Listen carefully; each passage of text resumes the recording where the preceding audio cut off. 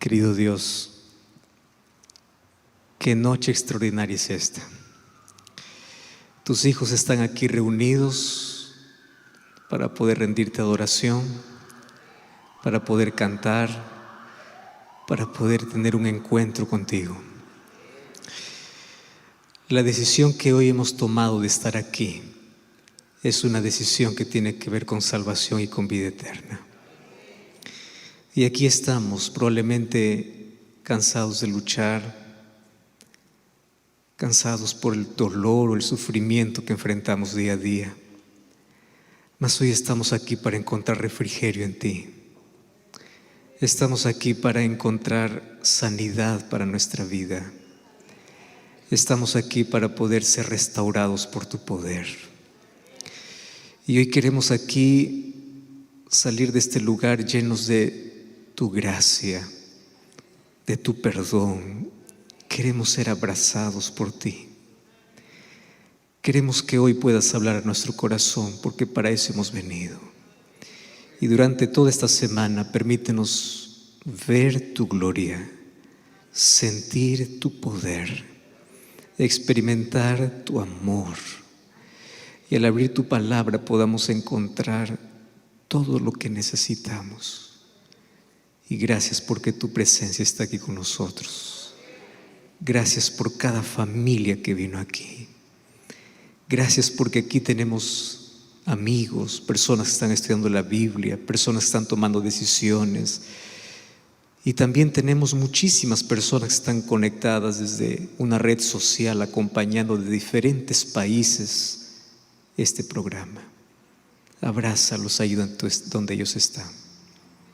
Gracias porque estás con nosotros. En el nombre de Jesús. Amén. Preciada iglesia de Los Ángeles, aquí en California, yo estoy muy feliz de poder estar aquí. El trayecto ha sido largo, hoy ha sido un día difícil, mas por la gracia de Dios estamos aquí. Y estamos aquí para poder experimentar durante todos estos días el poder de Dios. Ustedes aquí no vienen para poder ver a un ser humano predicar. Ustedes vienen para poder tener un encuentro fortalecedor con Dios. Y durante esta semana hemos orado tanto para que Dios pueda manifestar su poder. Y yo quiero saludar a las personas que están acompañándonos de diferentes partes del mundo. Allí donde tú estás, probablemente estás en tu cuarto, estás en tu casa, estás en un hospital, estás no sé con quién, en qué circunstancias. Eres bienvenido. Bienvenido a formar parte de una iglesia cálida, de una iglesia linda, donde vamos a vivir una experiencia linda durante toda esta semana. Un gran abrazo para todos. Las personas que hoy están en búsqueda de algo para su vida, siempre están buscando respuestas para sus problemas y un camino que les cambie la dirección de su vida. Y saben que los libros que tienen mayor venta en el mundo son los libros que dicen: te voy a dar los 3 secretos para ser feliz. Te voy a dar secretos para que seas rico. La vida está llena de secretos. Si ustedes han escuchado y han visto por ahí una cantidad de literatura, cantidad de libros. Si tú tomas esta decisión vas a ser feliz. Y las personas están leyendo tanta literatura porque quieren encontrar alguna cosa para su vida. Y algo que parece un sueño, una ilusión, tiene que ver con felicidad. Fíjense, las personas buscamos de todos lados ser feliz.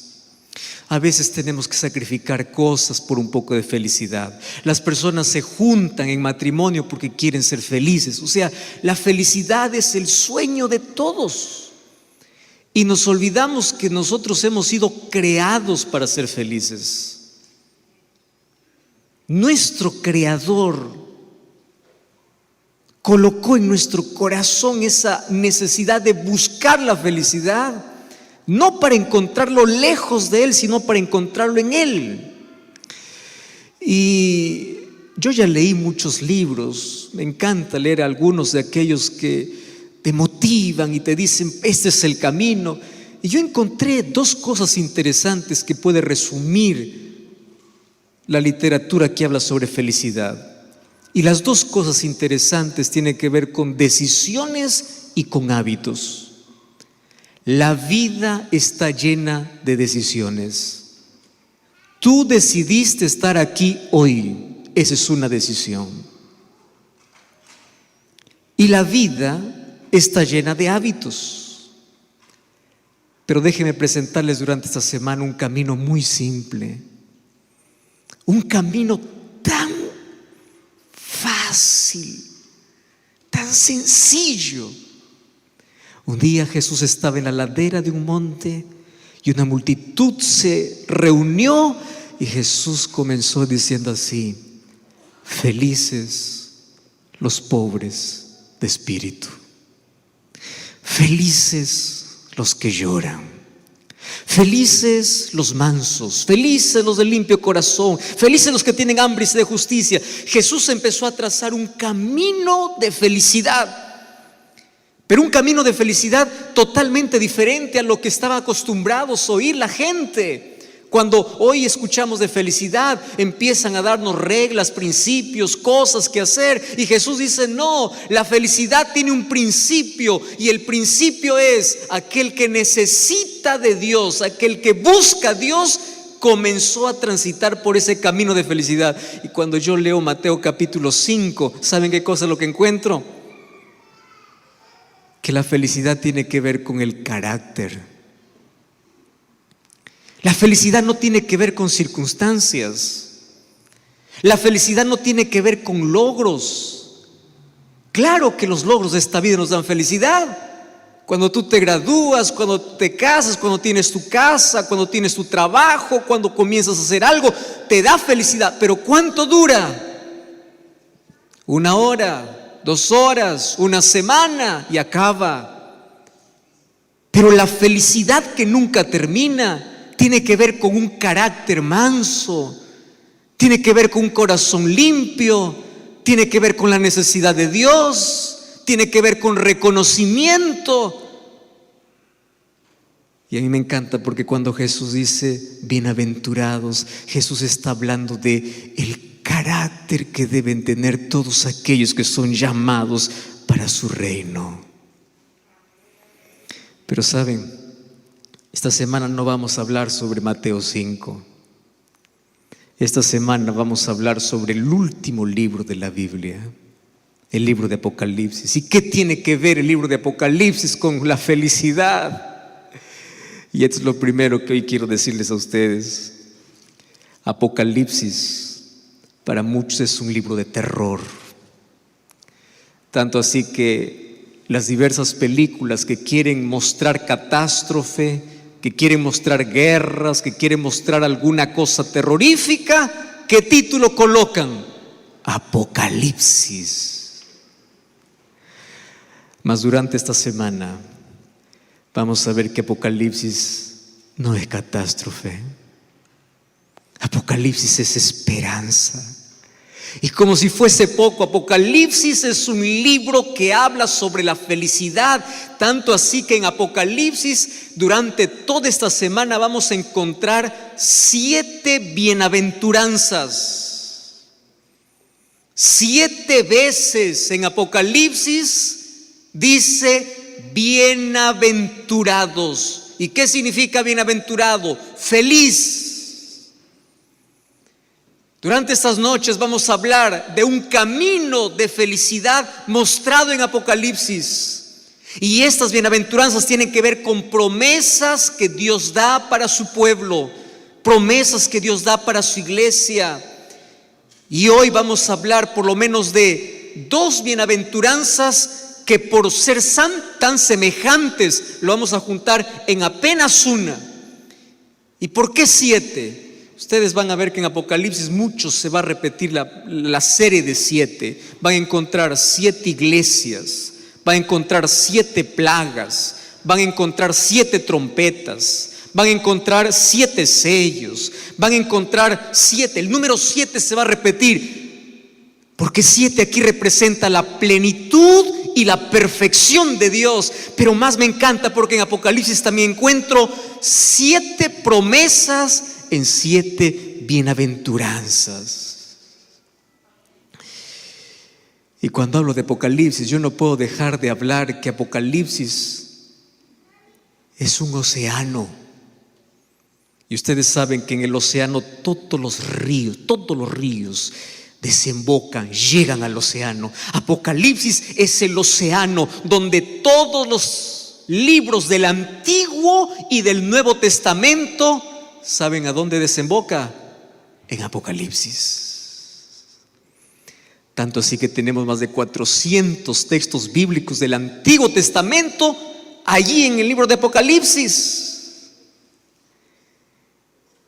Por eso es que este es un libro que muchos tienen miedo de abrir. Y les voy a decir por qué. Porque cuando tú comienzas a leer Apocalipsis, tú tienes 2 opciones: o quedarte en la orilla o sumergirte. Y hay muchos que miran desde la orilla y dicen: no, yo no puedo meter, yo no puedo entender, yo no puedo entrar, y solamente se quedan en la orilla. Muchos desprecian el libro de Apocalipsis. Mas hoy tenemos el privilegio de poder sumergirnos, entrar, porque cuando entramos al libro de Apocalipsis y al encontrar el tesoro de este océano, vamos a encontrar que el personaje principal es Jesús. Y Apocalipsis capítulo 1, versículo 1 comienza diciendo así: la revelación de Jesucristo. No dice la revelación de catástrofes, no dice la revelación del mal, no dice la revelación de las bestias. Claro que habla de bestias, claro que habla de catástrofes, claro que habla de plagas, claro que habla de juicios, pero la revelación en Apocalipsis es de Jesús. Jesús es quien va a ser revelado. Es la revelación de Jesucristo. Era más o menos el año 96 de nuestra era. Allá en Roma existió un emperador llamado Domiciano. Domiciano, como los otros emperadores, odiaba tanto a los cristianos. Y tantos eran perseguidos los cristianos, que inclusive el Coliseo romano, en el día de su inauguración, sacrificaron miles de cristianos. Y esos emperadores se encargaron de matar a uno por uno a todos los discípulos de Jesús, hasta que sobraba uno que no podían silenciarlo. El último, ¿quién era? Juan. ¿Saben cuántos años tenía Juan? 90 años. ¿Hay alguien aquí de 90 años en esta reunión? Dios te bendiga. ¿Alguien más? 90. Imagínate, a los 90 años. Dice la tradición que a esa edad Juan fue lanzado a un perol de aceite hirviendo para ser muerto. Y Dios lo protegió. Yo no sé si ustedes alguna vez se han quemado con solamente un poquito de aceite que salpicó. Y esa quemadura, cómo arde, cómo duele, cómo se ampolla, cómo Dios protegió a Juan, no lo sé. Lo protegió igual que cuando Dios protegió a Daniel del foso de leones, igual como protegió a los 3 amigos de Daniel en el horno de fuego. Así lo protegió a su siervo, a su último discípulo, al discípulo amado. Entonces, como no pudo morir en un perol de aceite, la estrategia es: vamos a dejar que muera en la soledad. Yo les quiero decir que la muerte más dolorosa, más triste que un ser humano puede experimentar es en soledad. Vamos a mandarlo allá, a la isla de Patmos, que muera solo. Y ahí está, 90 años, solamente ve un pedazo de roca, un mar embravecido que todos los días ni siquiera le deja descansar, no tiene a dónde ir. Y cuando probablemente su fe entre en mayor crisis, un día, mientras está allí, solitario, totalmente solo, angustiado, probablemente reclamando la promesa de Jesús, un día aparece Jesús, su maestro, delante de él. Y él se emociona y le dice: Señor, viniste por mí, cumpliste tu promesa. Y le dice: no, Juan, yo vine aquí para revelarte las cosas que han de suceder muy pronto. Por eso el versículo 2 dice: Él da testimonio de la palabra de Dios, del testimonio de Jesucristo, las cosas que has visto. Y el versículo 1 dice que Él revela a sus siervos las cosas que deben suceder pronto, y lo declaró enviándola por medio de su ángel a su siervo Juan. Yo quiero que sepas una cosa: en tu mayor isla solitaria, cuando tu crisis sea la peor, siempre va a aparecer Jesús para revelarte alguna cosa en tu vida. En tu mayor soledad, cuando todo está quebrado, cuando perdiste la salud, cuando pierdes el empleo, cuando todos te dan la espalda, cuando te traicionan, cuando sientes que tu mundo está de cabeza, cuando sientes que ya no hay fuerzas, cuando tu crisis te lleva a dudar, probablemente aparece Jesús. Y ahí aparece para poder revelar. Saben que en el libro de Apocalipsis encontramos que Jesús es mostrado con más de 30 títulos. Jesús es presentado como el sacrificio, como el sacerdote, como el rey, como cordero, como novio, como luz, como pastor. Pero me encanta porque en Apocalipsis también Jesús aparece como un guerrero, como alguien que pelea por su pueblo, como alguien que lucha, como alguien que...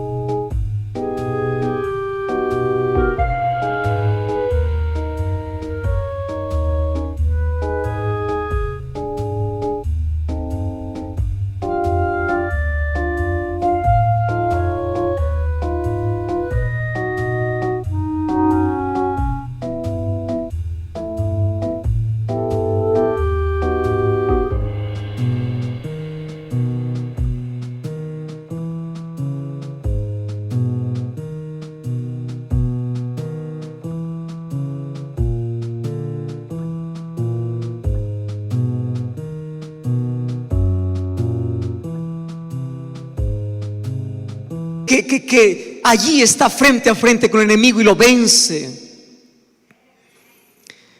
En el libro de Apocalipsis encuentro un conflicto entre dos poderes, entre dos pueblos, entre dos tipos de adoración. Y cuando parece que el mal está ganando, aparece Cristo para colocar punto final a la historia del dolor. Y ese es el tema principal de Apocalipsis. Jesús revelado en toda su gloria. Jesús conduciendo la historia. Y Jesús viniendo para decir: acabó. La guerra terminó.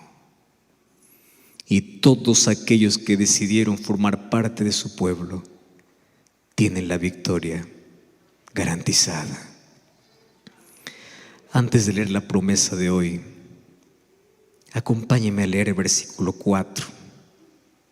Dice así: Juan, a las 7 iglesias que están en Asia. Y hay 2 palabras juntas allí, ¿verdad? Gracia y paz, del que es, del que era y de que ha de venir, y de los 7 espíritus que están delante del trono. Aquí está haciendo referencia del Dios el Padre, de Jesucristo, y cuando habla de los 7 espíritus está hablando de la plenitud del Espíritu Santo, o sea, de los 3. ¿Qué cosa entregan los 3? Gracia y paz. Y aquí está mi segundo mensaje para hoy.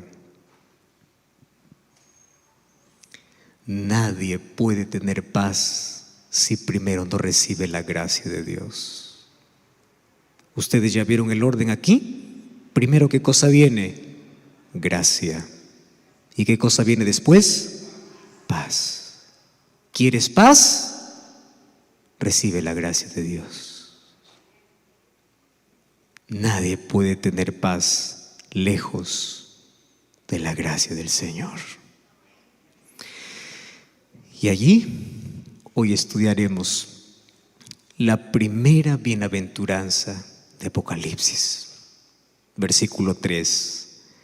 Y hoy quiero que este templo pueda resonar con las voces de todos ustedes. Vamos a leer juntos Apocalipsis 1:3. ¿Estamos ahí con el texto bíblico? Vamos a leer entonces. ¿Qué cosa dice allí?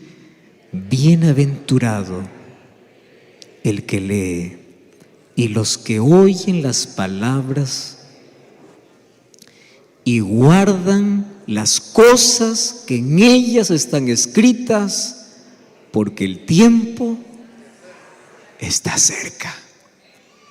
Pero no es suficiente, porque durante esta semana vamos a leer 7 veces bienaventurados.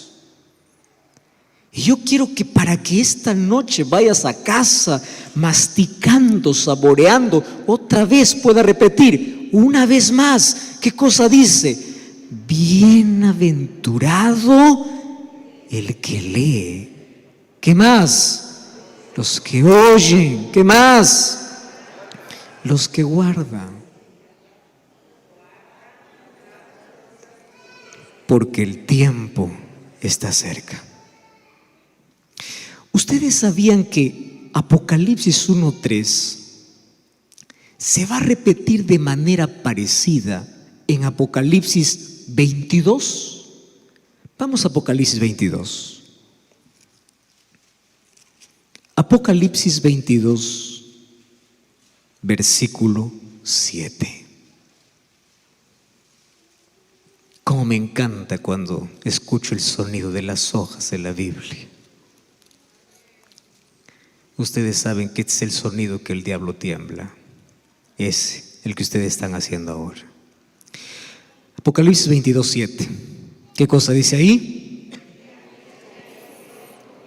Bienaventurado el que guarda las palabras de la profecía de este libro. Muy bien. Vamos a juntar entonces 2 bienaventuranzas. Bienaventurado el que lee, el que oye el que guarda, y otra vez, bienaventurado aquel que guarda las palabras de las profecías de este libro. ¿Por qué comienza con feliz es el que lee? Y yo quiero que ustedes puedan prestarme toda su atención aquí lo que voy a decir. Feliz el que lee y el que oye y el que guarda. ¿Por qué? Porque tú eres aquello que escuchas, aquello que ves, aquello que lees. Lo que haces tiene que ver con tus sentidos. Dios quiere impresionar nuestra mente hablando a nuestro oído. Satanás también. Dios quiere llamar nuestra atención usando nuestra visión. Satanás también. ¿Cómo cayó Eva en el jardín del Edén? Sentidos. Eva vio, Eva escuchó, Eva tomó, Eva comió. ¿Qué cosa estoy hablando? Sentidos.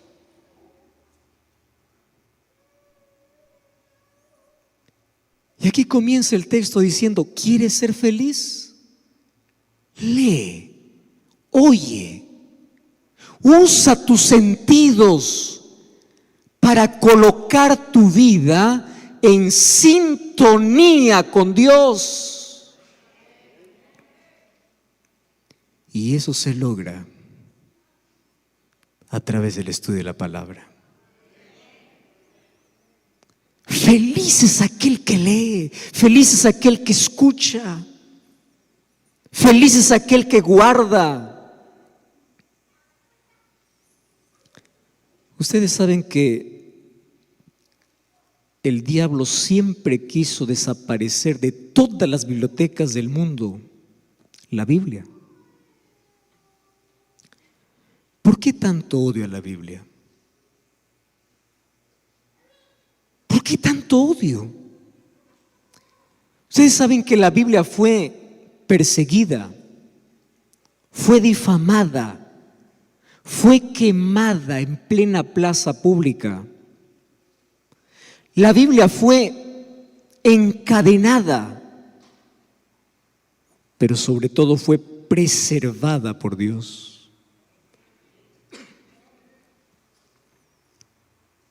Hace mucho tiempo la Biblia fue prohibida.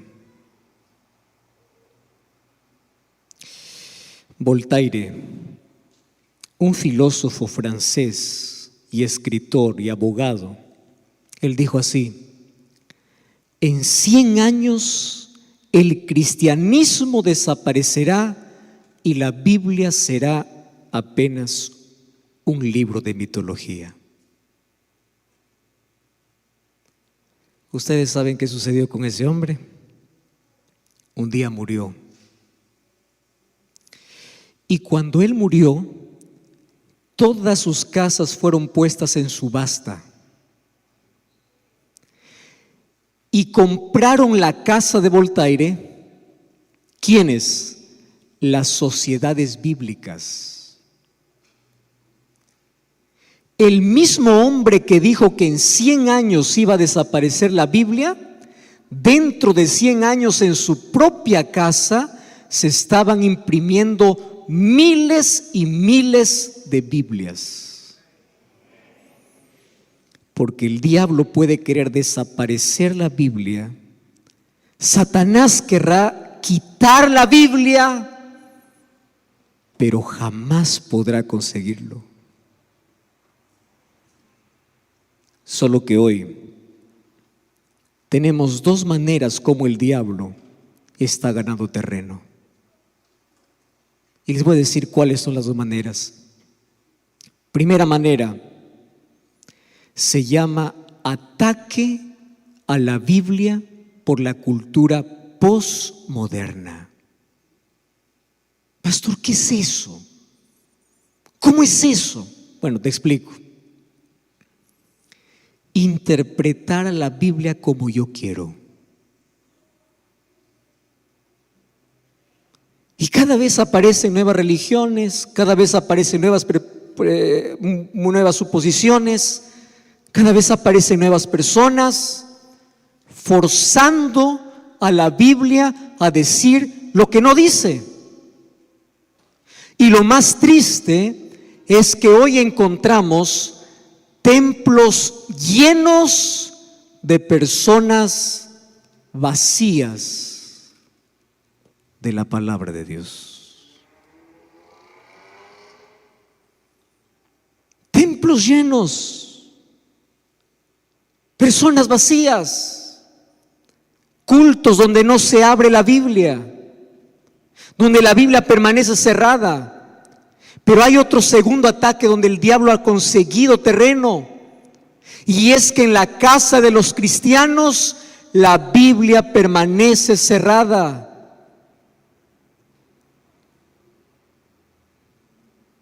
Tú sabes que el diablo, cuando intentó quemar la Biblia, pensó quitarla de todas las casas de la gente, pero después cambió de estrategia y dijo: no, yo voy a permitir que la Biblia pueda estar en todas las casas de la gente, pero le voy a llenar de tanto trabajo que no tengan tiempo para leerla.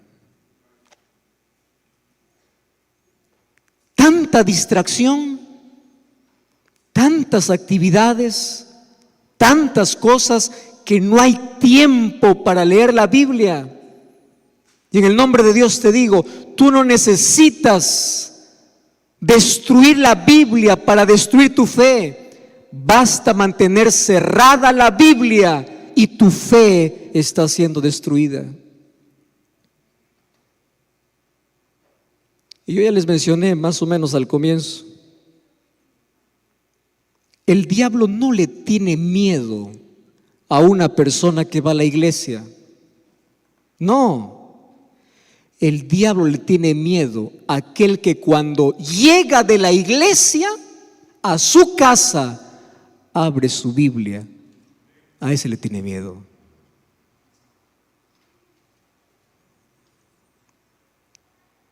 Y yo te voy a enseñar esta noche dos sonidos que le asustan al diablo. El sonido de tus rodillas cuando tocan el suelo, y este sonido cuando tú deshojas la Biblia. Sabes que ante la oración ferviente de cualquier cristiano dice que el ejército de Satanás se pone a temblar. O sea, un cristiano de rodillas es como colocar pólvora a Satanás. Es como apuntar. Mientras más tiempo estés de rodillas, Satanás más te tiembla. Mientras más dediques tiempo a la lectura de la Biblia, Satanás no podrá dominar tu voluntad. Por eso es que el consejo de la Biblia es: someteos a Dios, sométete a la palabra de Dios. Porque mientras más aferrado estés a Dios, Satanás nunca podrá tocarte. Y una de las cosas que yo aprendí es lo siguiente: Satanás, para destruirte, primero tiene que separarte de Dios. Porque mientras estés en la presencia de Dios, Él nunca podrá destruirte. ¿Y sabes cuál es la manera más elegante de separarte de Dios? No es sacándote de la iglesia, no.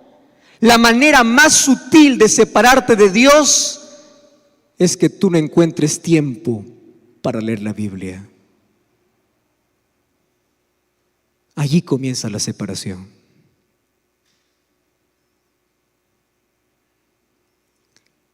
Nadie se separa de Dios un día para otro, de la noche a la mañana. La separación de Dios comienza el momento que tú dejas de confiar en Dios para confiar en ti mismo. Feliz el que lee. Feliz el que escucha. Pero feliz el que guarda.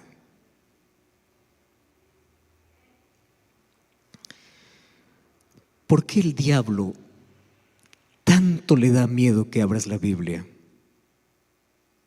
Te voy a dar hoy 8 razones por el cual el diablo tiene miedo que abras la Biblia. Y yo quiero que tú esto lo anotes aquí en tu mente.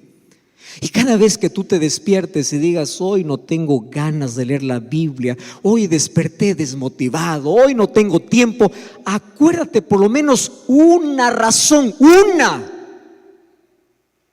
y será suficiente. Número 1, la Biblia te saca de la oscuridad y te lleva a la luz. La Biblia te orienta. Salmo 119, 105 dice, lámpara es a mis pies tu palabra. La Biblia te evita heridas en la vida. Cuando tú vas a Lucas 11, 28 dice, felices los que leen y los que guardan, dice Jesús, su palabra.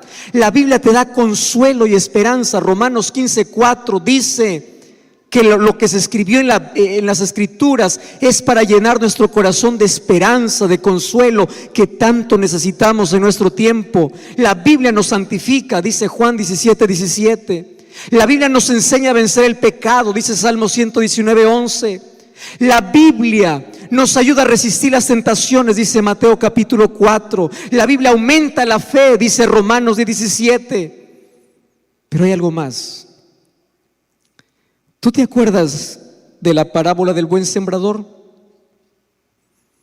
Que el buen sembrador un día salió y colocó su semilla, una parte en el camino, otra parte entre piedras, otra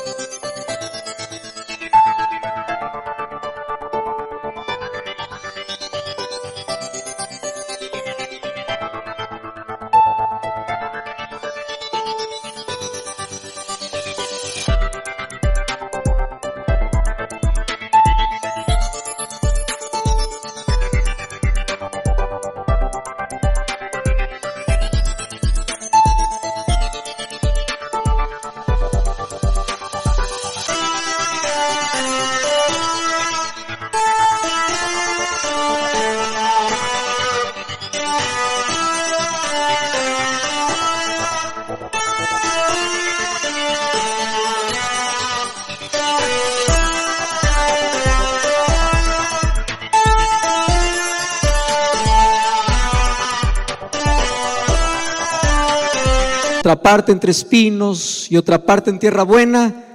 La parábola que Jesús contó. Pero el libro de Lucas dice, mira el énfasis, la semilla, ¿qué cosa es?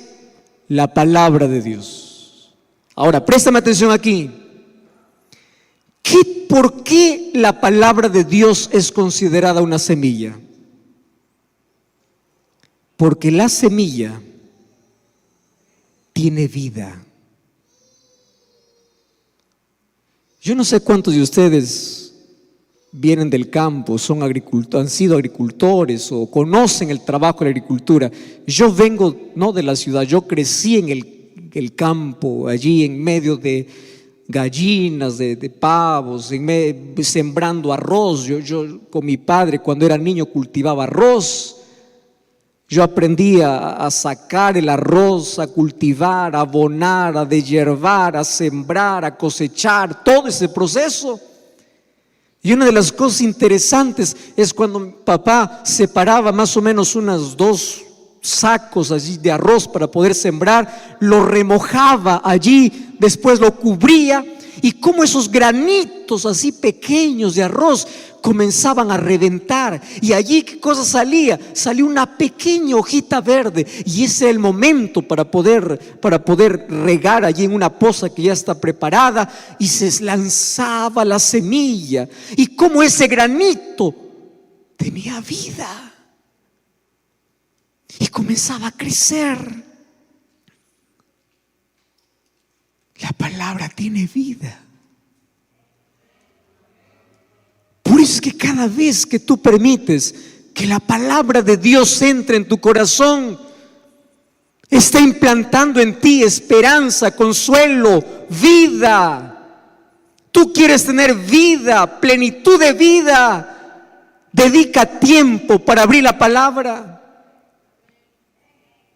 Lee, escucha, guarda. El diablo no quiere quitarte la vida que Dios colocó para ti. Quiere arrancar de tu vida. La palabra de Dios tiene vida. En la Biblia vas a encontrar 3,573 promesas de Dios. Una promesa para cada circunstancia. Y yo quiero compartir con ustedes un texto que a mí me llamó poderosamente la atención, y aquellos que siguen siempre los programas que yo hago, repito siempre y siempre y siempre este texto. Dice así, Felicidad Abundante, página 44: nada mejor para fortalecer la inteligencia que el estudio de la palabra de Dios, porque ningún otro libro es tan potente para elevar los pensamientos, para dar vigor a las facultades, como las ennoblecedoras verdades de la Biblia. Si se estudiara la palabra de Dios como se debe, los hombres tendrían grandeza de espíritu, nobleza de carácter y una firmeza de propósito que no se ve en este tiempo. Un día, Dios le dijo a Josué: esfuérzate y sé valiente. Y hay muchas personas que dicen: pastor, yo me esfuerzo y caigo, porque probablemente tu esfuerzo esté donde no debes esforzarte. ¿Cuál es el esfuerzo que Dios le pidió a Josué? Cuando tú vas a Josué capítulo 1 versículo 8, dice así: esfuérzate de poner en práctica las palabras de este libro. Esfuérzate en leer este libro.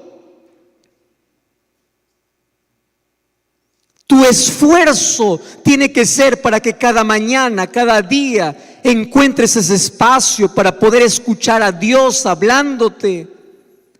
Y Salmos capítulo 1 versículo 3 dice: bienaventurado es el hombre que no anduvo en consejo de malos, ni estuvo en camino de pecadores, ni en silla de escarnecedores sentado, sino que en la ley de Jehová medita de día y de noche.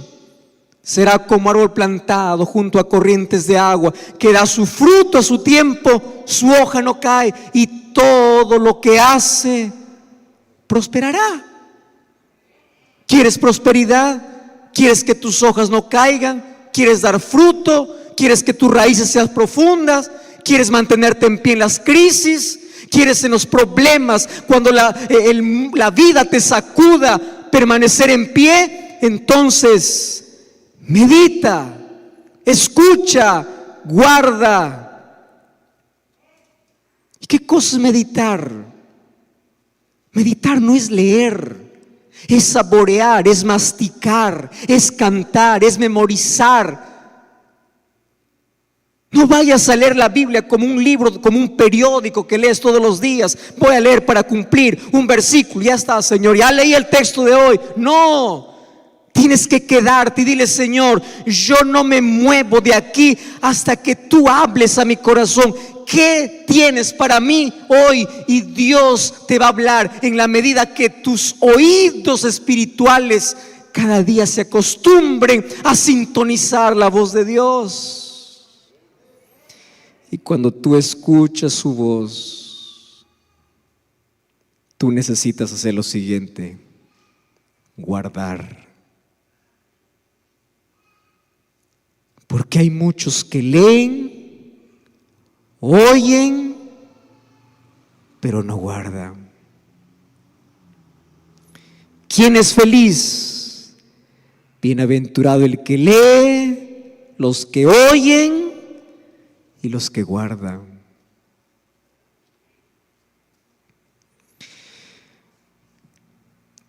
Jesús contó una parábola. Cuando terminó el sermón del monte, en Mateo capítulo 7 Jesús contó la parábola de dos constructores. Y Jesús dice así: yo ya les dije de todo hoy. ¿Cuál es el camino de la felicidad? ¿Qué cosa es lo que tienen que hacer? ¿Qué cosa no? Y cuando Jesús está cerrando su sermón, que lo hizo de una manera extraordinaria, de manera tan simple, Jesús cierra y dice así: bueno, yo voy a comparar a aquel que me escucha y aquel que obedece a un hombre prudente que edifica su casa sobre la roca. Pero aquel que escucha pero no hace lo que debe hacer será un insensato, porque escucha pero no hace. Y aquí dice: feliz es el que oye y guarda. O sea, el que oye y hace.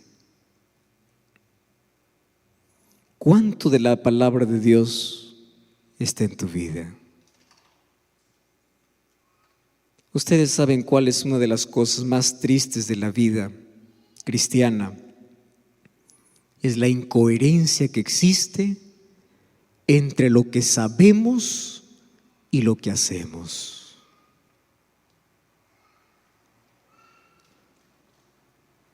Y en esta noche yo te voy a hacer una invitación en el nombre del Señor.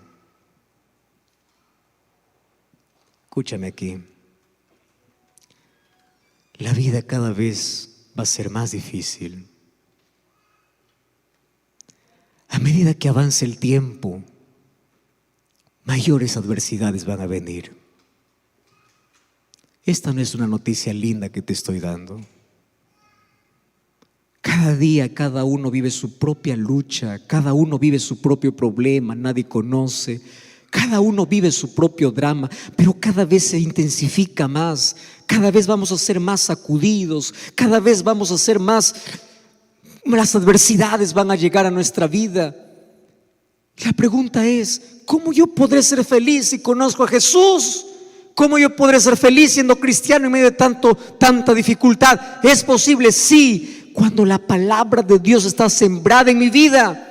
Y una de las cosas que aprendí en la vida es que cuando tú sacas a la palabra de Dios de tu vida, las dudas comienzan a crecer. Tú quieres una respuesta para cada problema. ¿Sabes por qué quieres una respuesta para cada problema? Porque no encuentras una promesa para cada problema. Quieres una respuesta para todo lo que te sucede en la vida. ¿Sabes por qué quieres una respuesta? Porque en tu corazón no está la palabra de Dios. Y la duda comienza a crecer. Mis queridos, una de las cosas tristes que estamos viviendo hoy es que hay muchos cristianos que están intentando servir a un Dios que no conocen. Tú no puedes amar a un Dios que no conoces. Y la única manera de poder conocer la gloria, la majestad, el carácter de Dios es a través de su palabra. Por eso es que la bienaventuranza dice: feliz es el que lee, el que oye, el que guarda. Y esta noche, en el nombre del Señor, tienes que tomar una decisión. Decide ser feliz. Y esta decisión está a tu alcance. Y esta decisión se toma todos los días. Y se toma el momento cuando despiertas. Y lo primero que haces antes de ir a tus actividades es ir primero a la presencia de Dios. Y ahí dile: Señor, yo no salgo de aquí mientras yo no te escuche hablar a ti.